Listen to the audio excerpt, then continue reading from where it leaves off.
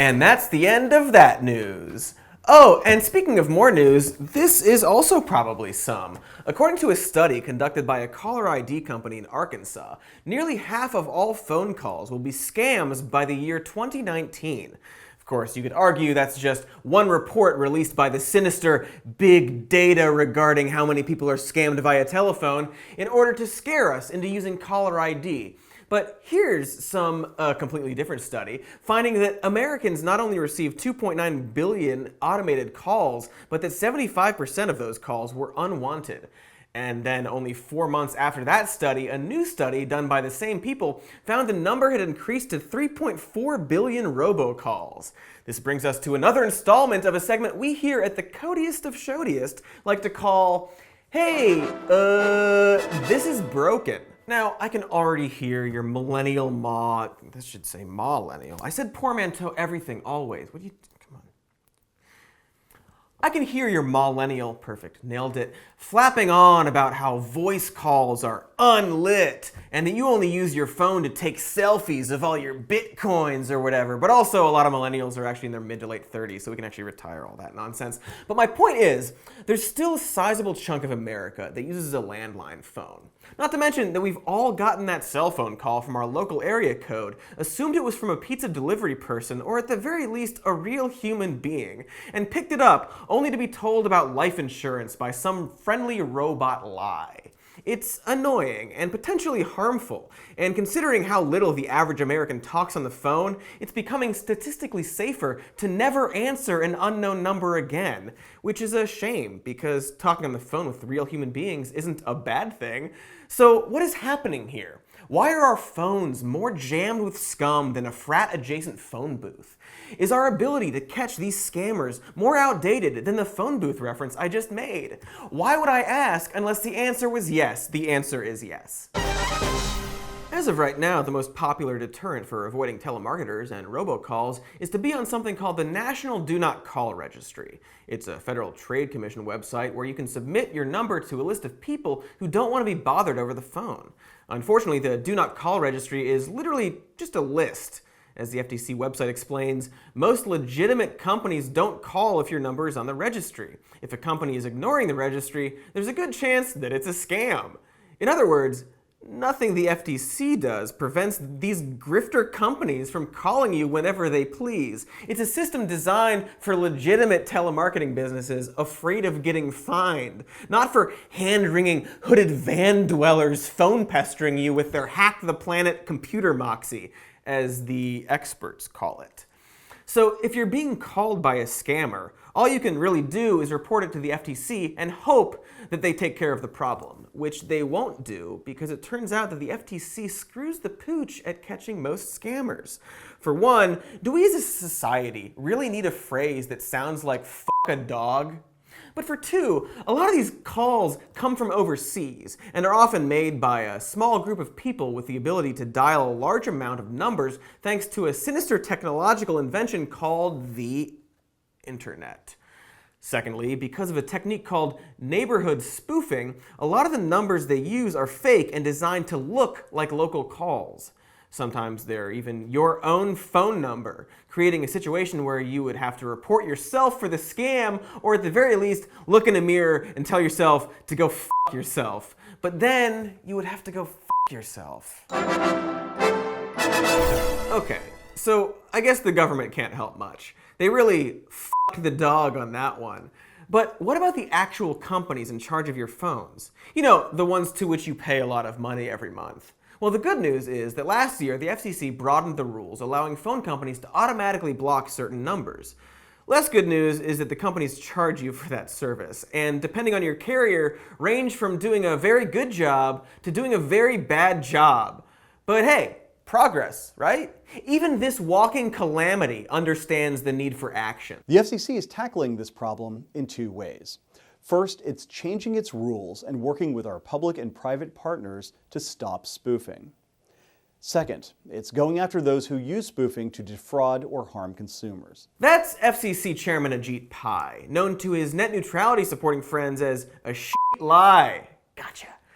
Trapped in what appears to be a local news weather cam bragging about a recent fine issued by the FCC. Honestly, it's not a bad start. But did you note that Pi says they are specifically going after robocallers who defraud or harm consumers? The entire effort, including the mobile company ban on numbers, is specifically aimed at scams or illegal callers. In fact, everything I've been talking about is pertaining to that type of robocall. But out of the top 20 robocallers in the United States, only 2 of them were actual scammers. The rest were legitimate businesses who are legally allowed to bug the turds out of you over the phone. And this is where we hit the weird gray area, because there are legit reasons a company might legally use robocalling and neighborhood spoofing. Companies like CVS, who use automated messages to tell customers about their prescriptions, are worried they will be affected by broad anti-robocalling laws. A doctor might use neighborhood spoofing to protect his personal number when calling a patient on his cell phone. Or her cell phone. On the other hand, you have debt collection companies like these 4 that appear on that top 20 robocall list.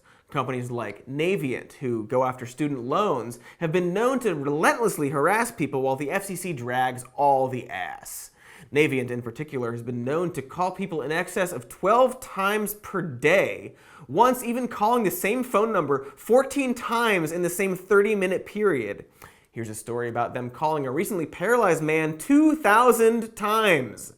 You'd think these would be easy enough to combat, but as this one consumer protection lawyer points out in an extensively researched blog post, the process is extremely complex and varies depending on a wide array of factors, such as whether or not the previously consented to be called and the very loose court interpretation of the FTC's rules against frequent calls with the intent to harass, as outlined by their Fair Debt Collection Practices Act. Also, your outcome can be completely different depending on if your complaint is filed through the Debt Collection Act or the Telephone Consumer Protection Act, the latter being much more protective of cell phone users. In any case, if you're being harassed by a debt collection, I strongly recommend giving this guy's article a look-see. If you win your case, provided you give enough proof and the court interprets the calls as harassment, you will be awarded up to $1,000, and literally no more than that.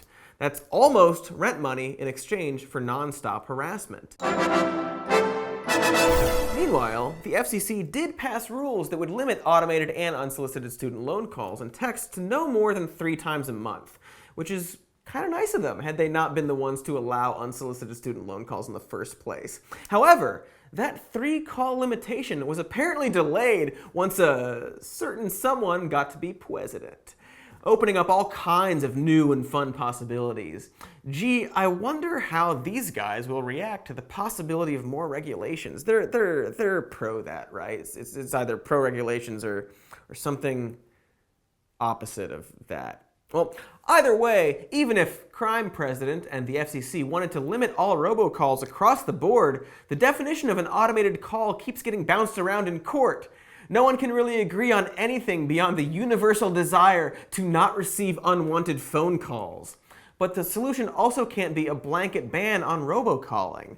So now we're left with these fucking blocks in our pants that we paid a lot of money to own, and they keep harassing us. And imagine if any other appliance you owned constantly harassed you. If our toaster started spitting out Costco mailers, we'd be understandably upset, if not more importantly, incredibly confused. Already, more and more people are choosing to ignore their phones, and if the FCC and FTC don't figure this out, we might completely abandon this otherwise super convenient form of communication. And that would be dumb, because talking is awesome. We do it all the time. Don't believe me?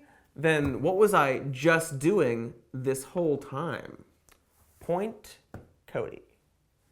Anyway, this has been, hey, this is broken, so maybe someone should fix it. Not me, though. And then these things roll up. Thank you to the supporters of the show. All your parents. Hey, everybody. Thanks for watching the video. And like and subscribe and the YouTube stuff. And we got our Patreon, some more news. We got our podcast, even more news. Check it out on the podcast stuff. Hold on 1 second. Sorry, hold on. Scam likely. Cool. Anyway, bye.